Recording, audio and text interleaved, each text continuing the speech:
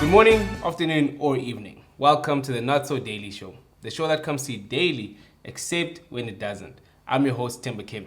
So let's kick it off with the State Capture Commission. Because boy, if you thought your blackheads were bad, then you haven't met this blackhead, the engineering consulting firm that is led by the infamous Edwin Sodi. It turns out that the man that allegedly took Proverb's wife, who is the same man that allegedly took DJ Sbu's wife, has actually been doing a lot of giving back. Who is Bongani More? He's a business associate of mine. Was he not the Deputy Director General, Gauteng Department of Human Settlements and Cocktail? He was at some stage. Why would you pay him 7.5 million rand?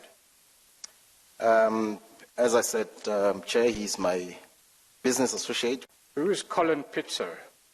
Why would you pay him 6.5 million rand? I have absolutely no idea as I'm sitting here. Linda and Kobo? This is against a friend of mine. The payment of 371,553 rand to Paul Mashatile, what is that about? That's a payment that was made directly to the ANC. Pinky Kekana, who is she? She's someone that I consider a sister, that I'm close with. Yes, she's a deputy minister, as She's I a understand. deputy minister, yeah. Mr. Nkesi?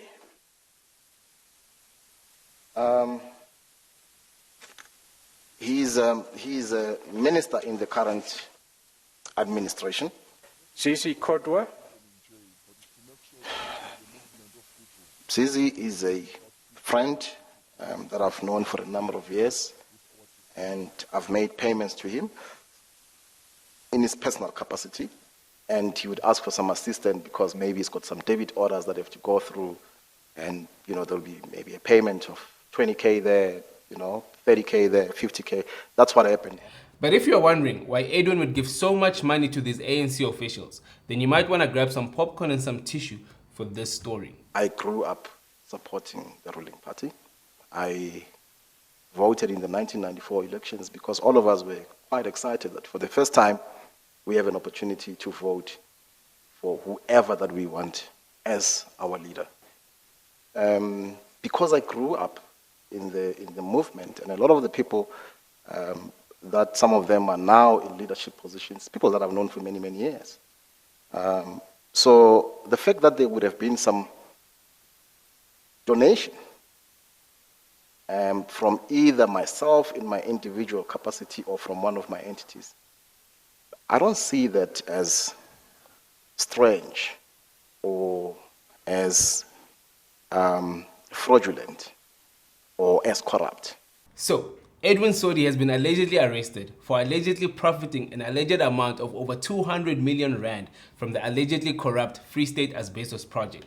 And I have to put all those allegedlys in there because personally, I still want to get married one day. And you never know, Edwin might yet have an ace up his sleeve. But speaking of multiple divorces, such as those caused by Edwin Sodi, let's move on to the wolf of the White House, the twice-divorced womanizer/party animal that has been accused of multiple counts of fraud. The footage, shot in November of 1992, before Trump opened the resort as a club, shows the future president surrounded by cheerleaders for the Buffalo Bills and Miami Dolphins, capturing Trump's fun-loving bachelor lifestyle. But perhaps the most striking similarity between Donald Trump and Jordan Belfort is their response to the idea of surrendering power. Will you commit to making sure that there is a peaceful transferal of power after the election? You know what? I'm not leaving. I'm not fucking leaving!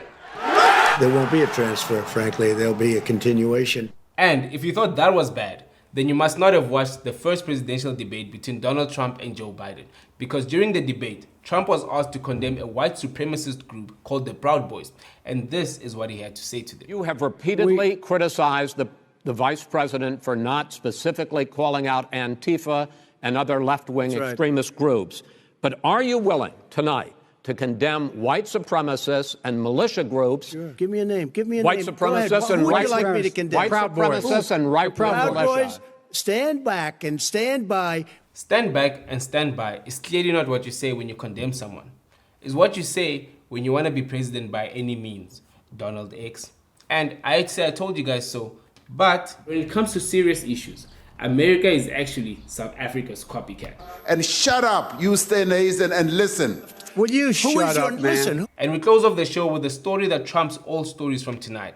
And that is that Donald No Mask Trump has contracted the coronavirus. I don't wear masks like him. Every time you see him, he's got a mask. He could be speaking 200 feet away from it. He shows up with the biggest mask I've ever seen. Joe feels very safe in a mask. I don't know, maybe he doesn't want to expose his face. What the hell did he spend all that money on the plastic surgery if he's going to cover it up with a mask? And to that we want to say, get well soon, Mr. President, because the Not So Daily Show needs you.